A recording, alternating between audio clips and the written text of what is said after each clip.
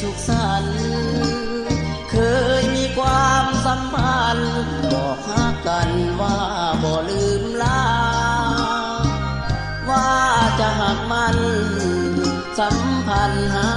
ปรารถนาบ่มีว่าจะลืมลาสัญญาหักมันจนตายถ้าดินนั้นเป็นสักขีโปรดจงคิดช่วยทีสาวปานีคนดีดีนาหากยังบ่ลืมให้กลับคืนมาสู่ท้องนาจงเห็นใจอ้ายเถิดขวัญตาจงกลับคืนมาบ้านนาเถิดนางลืมน้องลืมสัญญาก่อนเก่าบนที่สองเอาเว้าใต้ต้นกะเดาให้จำฝังใจน้องมาลืมลงนวลนงลืมได้อย่างใดที่ว่าให้จนเข็นใจโอ้สามวายจริงได้นายเน่ถ้าจะลืมอ้ายก็บอกว่า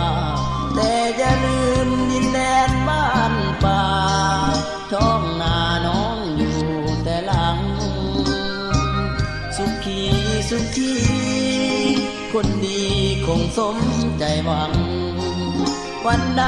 น้องหมดหนทางยังคอยนางกลับคืนบ้านนา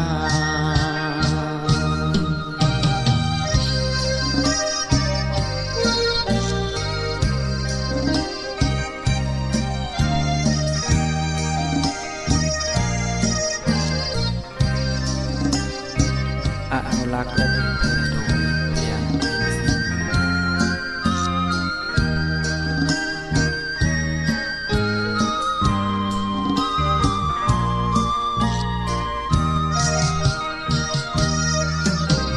ลืมน้องลืมสัญญาก่อนเก่าบนที่สองเฮาเว้าใต้ต้นกะเดาให้จำฝังใจน้องมาลืมลงนวลนงลืมได้อย่างใดที่ว่าให้จนเข็นใจโอ้สามวายจริงได้นายแน่ถ้าจะลืมอ้ายก็บอกว่าแต่จะลืมดินแดนบ้านป่าท้องนาน้องอยู่แต่หลังสุขีสุขีคนดีคงสมใจหวังวันใดน้องหมดหนทางยังคอยนางกลับคืนบ้านนา